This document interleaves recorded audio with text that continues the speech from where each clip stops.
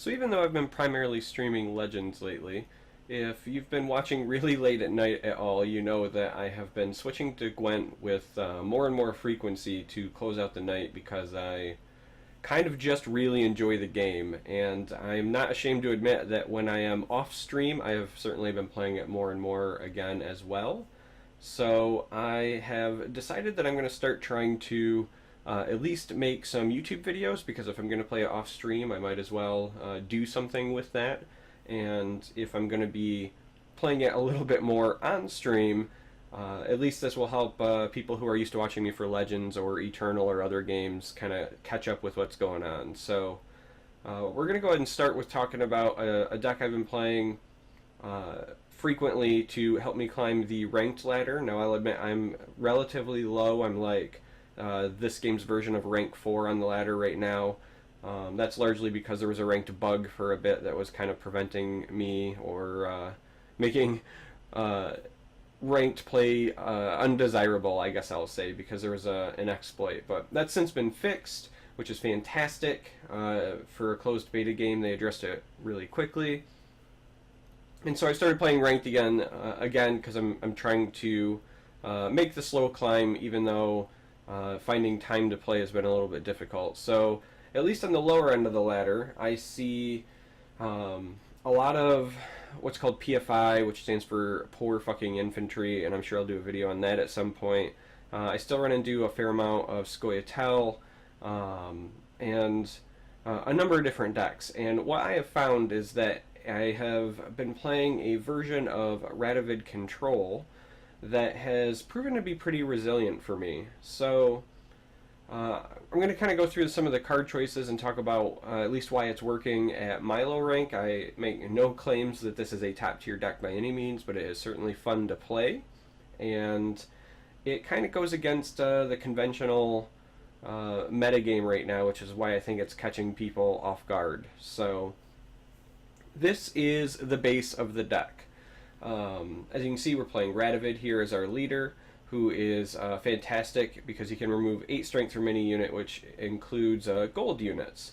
And then for our gold units, we're playing essentially like all heavy removal golds. So we're running Triss, we are running Vernon, we've got what used to be called Bork. He was recently renamed to Villain Treatenmirth, which is kind of a mouthful. And then we're also running Yennefer. Now, in the past, I've also tried running Geralt Igni in the Yennefer place, and like Shani or Renew and things, but this has been the setup that's worked best for me so far. So Bork is fantastic at clearing out a large number of non-gold units, and Vernon and Triss give us gold power. They get buffed because of the Northern Realms passive, which gives us even more gold power, and then they also can hit opposing gold cards, which is oftentimes when you're playing traditional Radovid Control, so not this list, people who get a lot of gold power on the board can give you trouble, because outside of your hero ability, a lot of the things that typical Radovid Control runs just pull silver and bronze power off the board. So by running both of these, you kind of go against that grain and catch people by surprise. And then Yennefer's kind of the same mold. So she's fantastic because both her and the card she spawns, again, get a buff from the Northern Realms passive. And then if you happen to have the board lead, you can make a unicorn and buff all of your guys and go up. But most often, because we don't actually run like a ton of units, most often you're using this for Chiron X to give everything on the board an additional hit.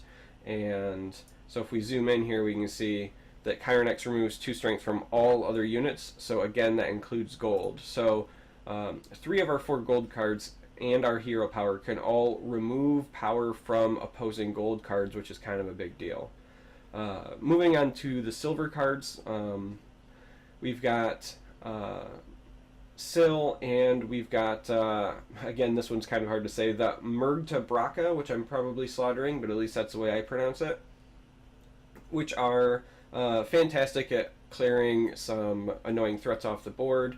This one in particular can kind of be a workhorse because he lets you can do the full 6, right? Because you do 3, then 2, then 1. You can do the full 6 to 1 unit, which pulls a lot of units off the board, or you can kind of spread it out. Using it to spread out can oftentimes set up some really clutch scorches. So we do also include Scorch in case they do happen to get a massive buff off, like with a Commander's Horn or something like that. Then we also run Akvist because he is a house. He demands essentially being answered, and if they can't answer him, he's eventually going to generate card advantage for you, which is great.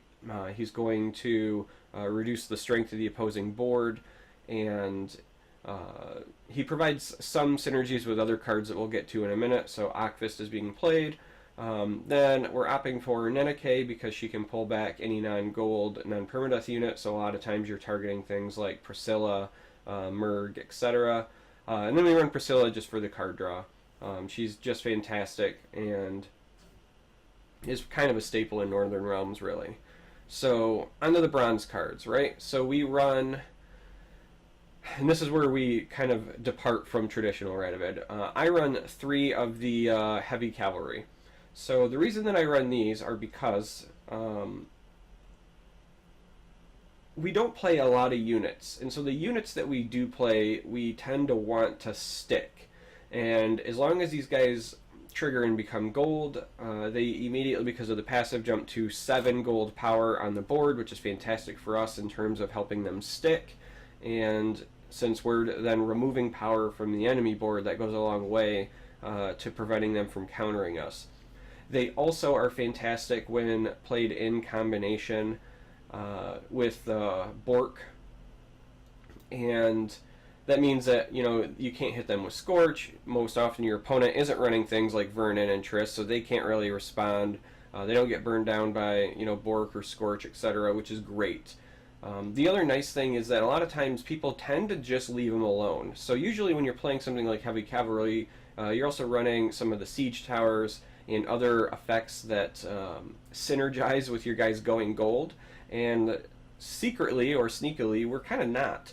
So a lot of times you just get away with these guys converting and nobody ever responds. The most typical response I see is Weather, and even nicely then, if they don't follow it up with like the immediate then like Lacerate or something afterwards, they'll still go gold, and then they'll go to only 3 gold, but then they again are a source of gold power.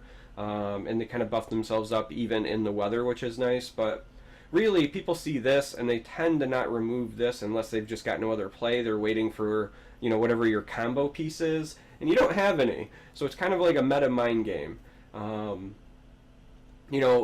Radovid Control typically runs things like Reaver Hunter, so a lot of times they're saving their removal for that as opposed to this, and so on and so forth. Now, in the off chance they do obviously hit this, we can hit them with our Field Medic. We do run 3 Field Medics because any of our silver cards, we essentially want to get them back. Getting these back when they do get removed is pretty fantastic, and a lot of times when you play 1 or 2 in the first round, these are our sources of getting them back because, as I said, we just don't play a lot of units. So that's actually my reasoning for running these. It's totally non-traditional, and I understand that, but they've been doing fairly well for me just because people see it, they don't really know what's going on, they expect synergies, they kind of leave it alone, and then it locks in, and now you've got yet even more gold power that you're trying to take advantage of and abuse. So other bronze cards are pretty standard, so we're running 1 Thunder and 2 Lacerates as additional power removal. I've run several different combinations of those numbers. This is what's been working the best for me, but it's entirely, if you see like a ton of PFI, for example, you can up this to 3, just because then it gives you that many more ways to annoy the shit out of the PFI player by not letting them buff their guy. We're also running 3 Martyrums as both counter to PFI, also because doing hard removal in other, say, Northern Realms matchups on, say, like Priscilla, so they can't keep rebouncing it and drawing cards is great. Answering an opponent's Akvist is fantastic. Stopping Murg from being bounced in some of the Scoia'tael matchups is great. The card's just really versatile. And then, as I was saying before, Akvist has some synergies because if you've got no other play, or you're afraid that they might remove the Activist and kind of prevent you from getting that card advantage of it bouncing back, you can instead use the mutagen on your Activist and it will retain the buff after it's been bounced to your hand, or it'll retain the buff even if you then resurrect it later with a field medic.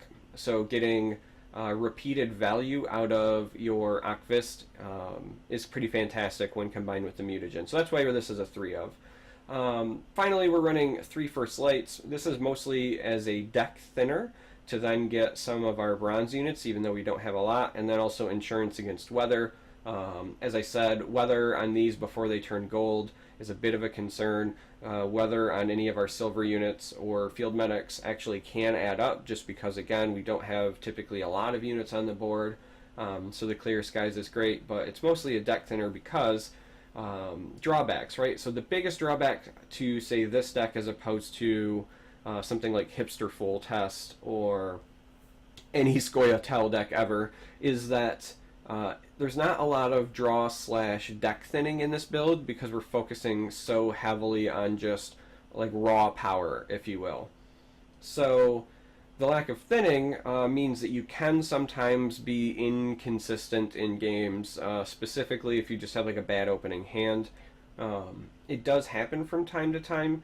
If you're playing this deck, you kind of just have to accept that, knowing that you're going to have a lot of good games, but then the ones that you have that are bad are just going to feel really bad. So as long as you mentally accept that ahead of time, I think you're fine. If you're unfamiliar with Gwent, so again, if you're somebody who watches me from like Legends or Eternal, this game doesn't have like a resource system, right? There's no mana or power or magicka.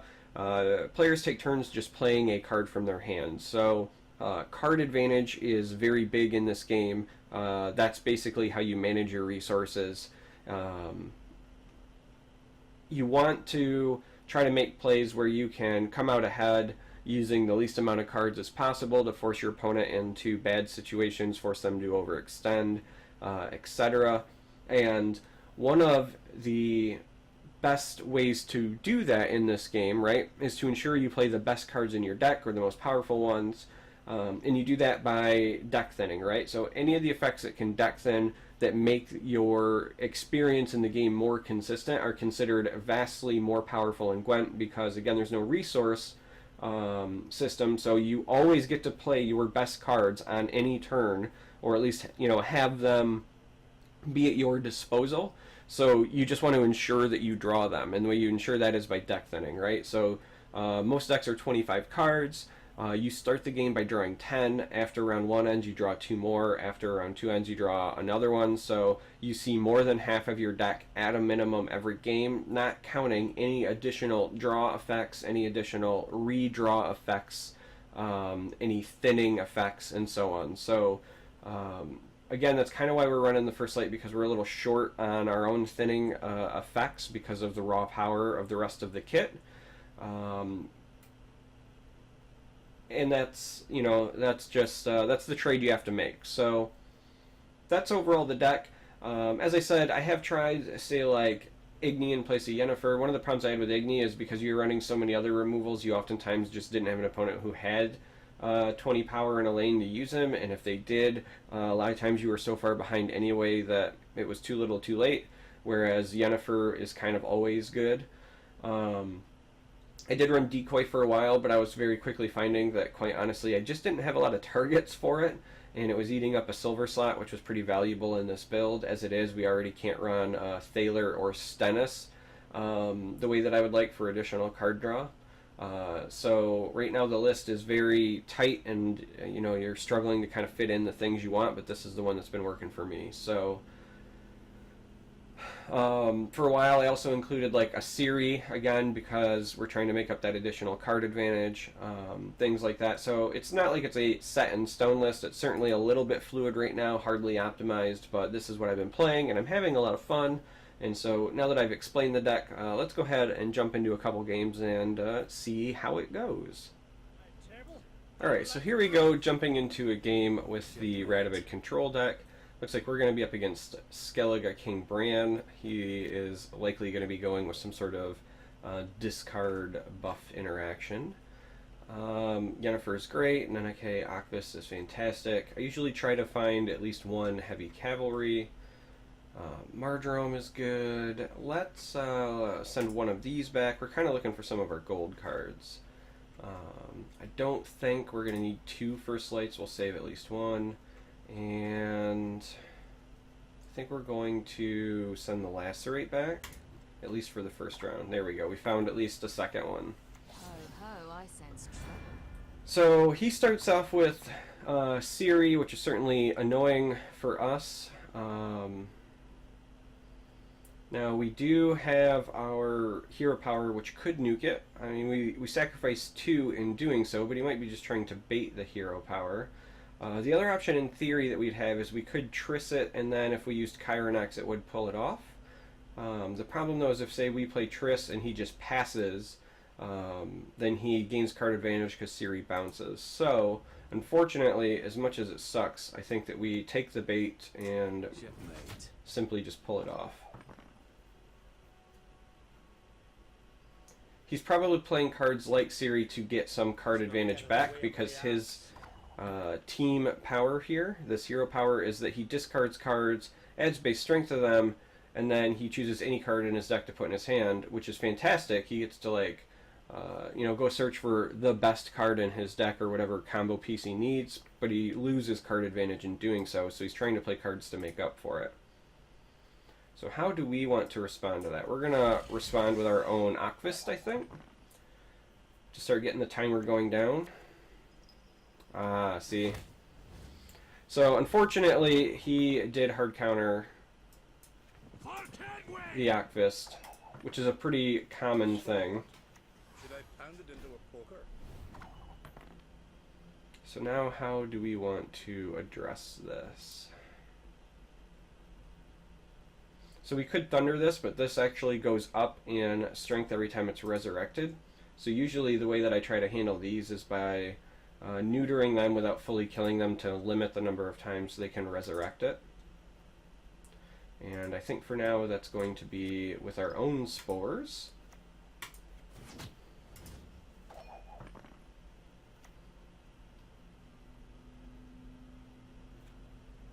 So we'll see how this goes. The gods won't be pleased. So he has now gained a spores back as a result of playing his spy.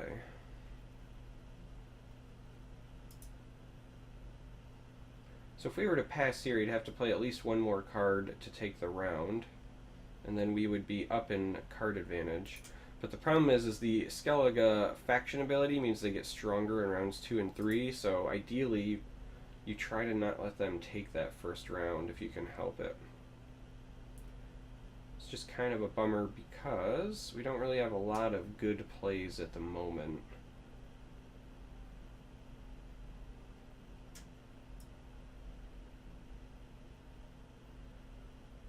So I think what we're going to ultimately do is we're going to go here with 3, hit this one for 2. Again, I don't want to try to kill that if I can avoid it.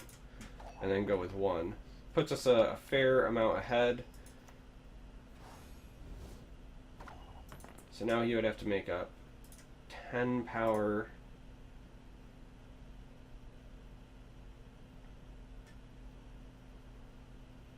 Again, none of our plays are ultra fantastic here, and we'd like to try to save these for later rounds.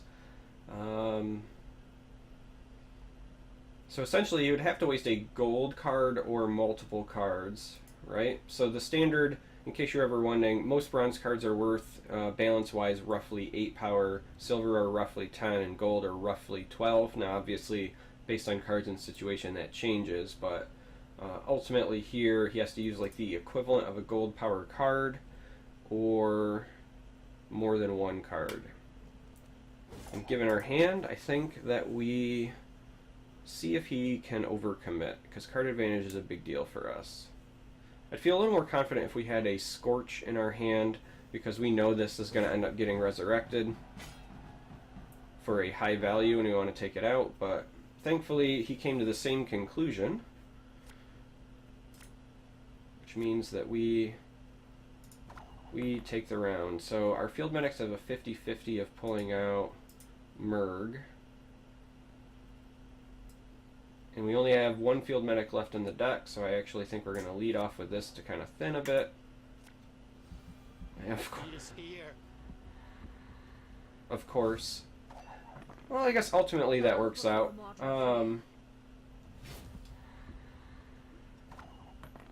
The Siri is kind of a big deal.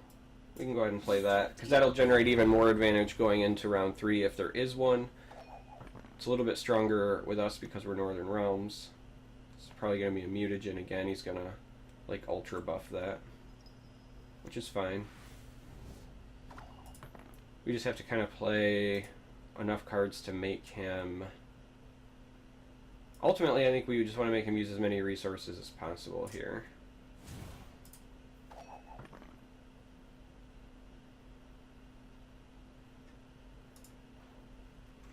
So we can Neneke Merg if necessary, and then that means the field medic would also for sure hit a cavalry. It's probably better to save this though and just use this followed by this, because I guess the order doesn't matter a ton. Goes with the decoy, that's fine. Yeah, we're okay with any of the outcomes here, I think. Does put him back up in cards though, so the decoy was a quality stall. Tell me you jest. He uses a thunder, we bring it back. Bow before modern Freya.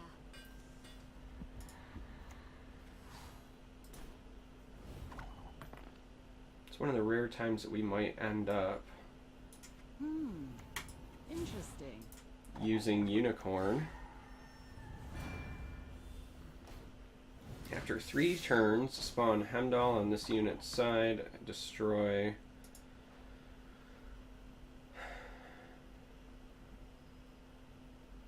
Destroy Cambio and Hemdall. Destroy all non-gold units on both sides of the battlefield, remove all weather effects. So, we would get 14 gold power, but our non-gold units would be destroyed, huh?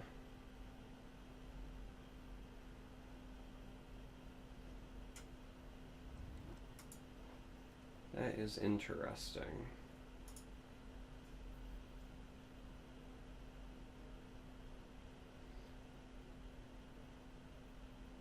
I think we might actually end up passing at this point. The biggest problem is that this guy's a real pain next round, so we really need to push hard, I think, this round. So instead...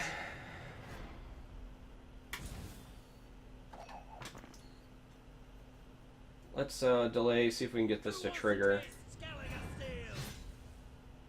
Ah, that's ultimately the combo that he is going with.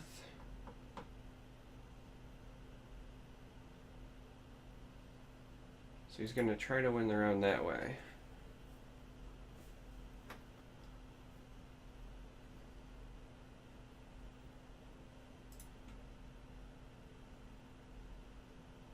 And then he'll essentially be out of cards. This is an interesting situation to be in here. We're basically, like, we have to know he's going to chain resurrect, try to get this guy back in round 3. So really it's just a matter of how much can we pump into it. I think we actually have to pass here. We need the additional resources. He's stuck having to play. Me or me. So he gets to go find any card, but he has to play it. So he's going to be basically going off of the top deck for the final round, I think, because we had enough gold power that he couldn't take it on his own. So he does get the powerful chain res. It does let him jump ahead, but now we have 2 cards in hand plus whatever we draw, and he's playing off of the top deck, so I believe that favors us.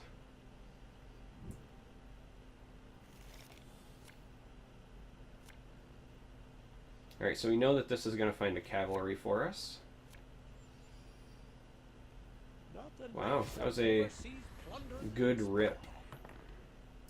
So we're going to begin with this, because it's only going to find a cavalry anyway, and we need at least the 2 rounds for this to go. Question is, can we make up enough power? Yield and save me some time. We did not find Bork, so So we got 15 more that we have to make up for, huh?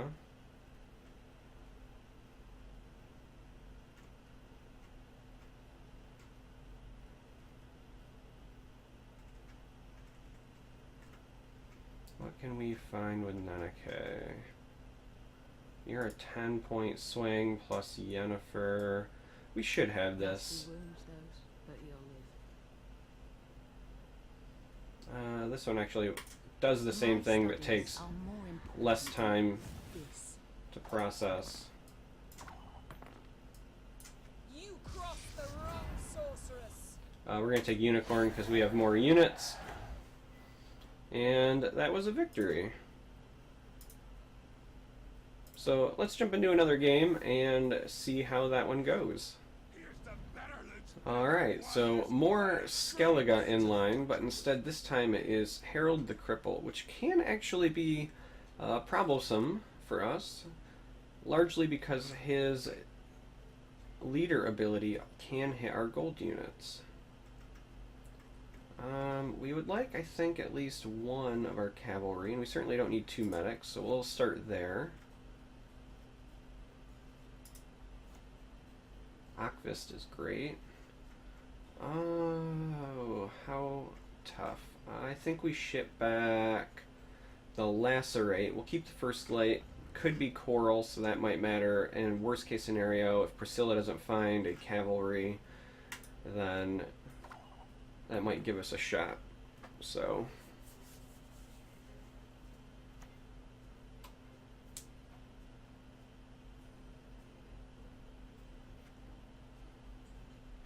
we're probably going to lead off with Priscilla, if only because... Oh, how interesting. We want to find the cavalry, and we also might want to bait out... There we go. Bait out a spores on this. Not that we want him to spores our Priscilla, but I think we'd rather him hit this as opposed to Akvist.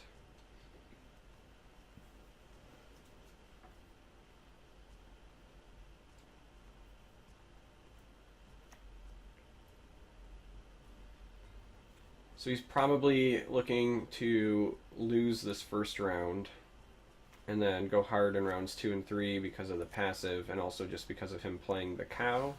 Though he bumps up the base strength of the cow, which is an interesting play.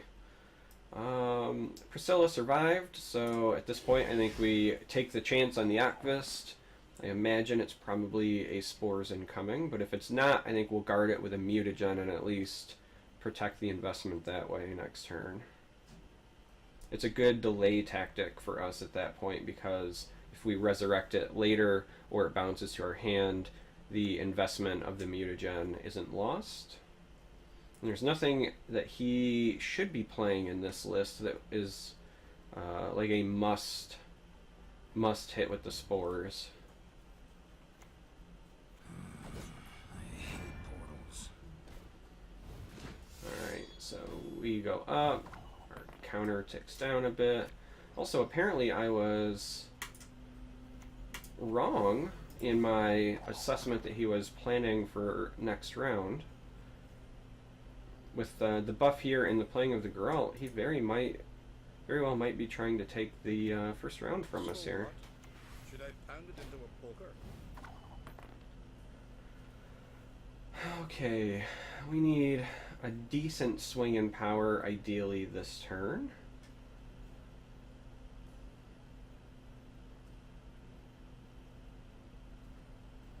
Or we could try to play for losing this round to take a future one and go up in cards, knowing this is going to bounce. If we pop this and give him the short, then he loses that advantage going into the next round. But I think, ultimately... That's what matters. I think we want the first round. Again, because he gets stronger in rounds 2 and 3, having to fight for those 2 rounds feels like the wrong line, the wrong tactic. Have you nothing better to do? Again, our graveyard's only this.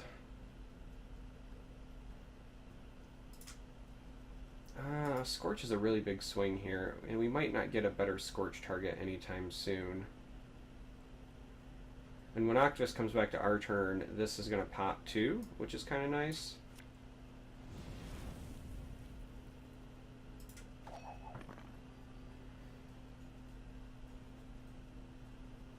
Because that'll force the Chort out. The goddess protect you from all evil. Oh, he's going to do it anyway, I think. I think this is ultimately a win for us because of the Akvist getting ready to trigger.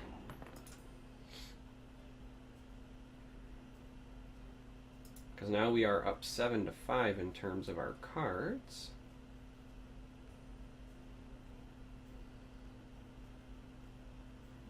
Yennefer could be a relatively big swing for us, but I think we just kind of punch some dudes in the face, right? Because we still have nothing in the grave for resurrecting. So playing a first light is risky. Actually, I think we just play the Akvist again.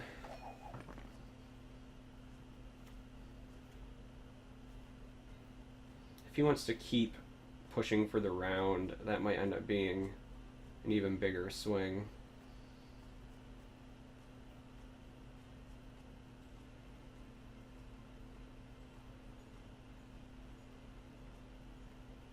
Because we do have the power to Neneke the Akvist to start next round, yeah.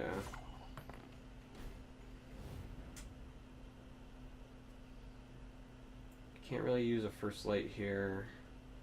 Kind of put us in a bad spot in terms of I don't really want to use any of these, but I suppose... My studies are more important than this. Suppose if we have to use one, that's the one. So that was a good play. The reason we couldn't really get away with this is that if we hit a field medic, it actually wasn't enough to win the round for us yet, so...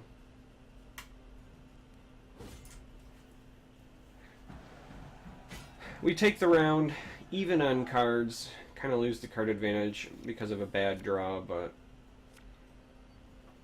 we're now free to start using some of these to both thin out the deck, and we don't care if we hit field medics now. Let's go see what we get. What do you want of me?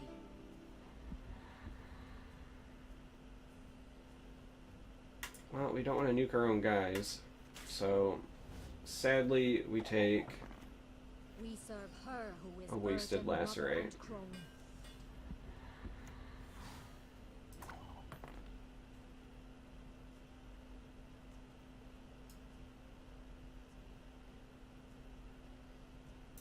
Thank not me. Alright. Thank Military. We want the Akvist this round, and we want to get the timer going because with us taking the first round, he has to continue to play cards. We can try to draw out as much of his card pool as possible, and that means this bouncing back to our hand will give us a card advantage going into the last round, which is kind of a big deal for us. I believe we will use a second one, Tell me you jest. which is fair. So that means that our mage is the only other target for a field medic should we hit one.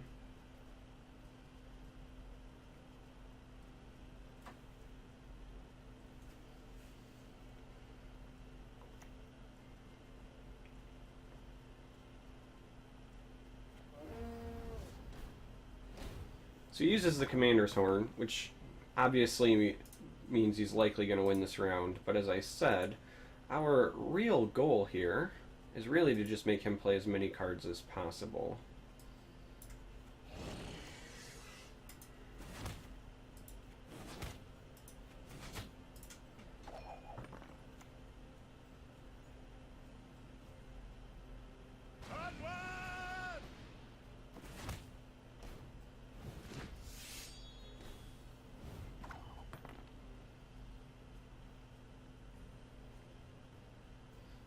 I think we're okay with whatever this fetches. Any last words?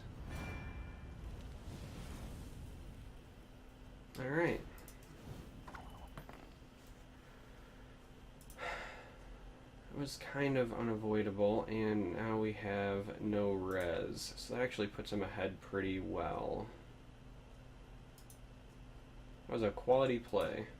The Igni, fortunately this coming into play, it was going to trigger either way, so it's not like that hurt us, but we are down to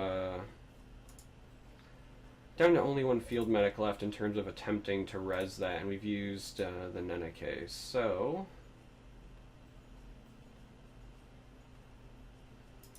I think unfortunately here we have to give up the round. That was a very clutch Igni by our opponent.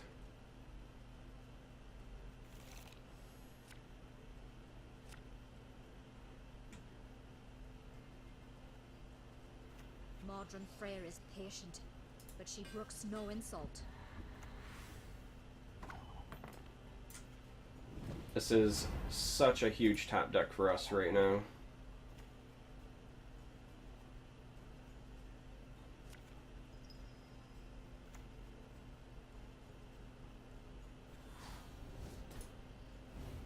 Goes to 2. You crossed the wrong sorceress.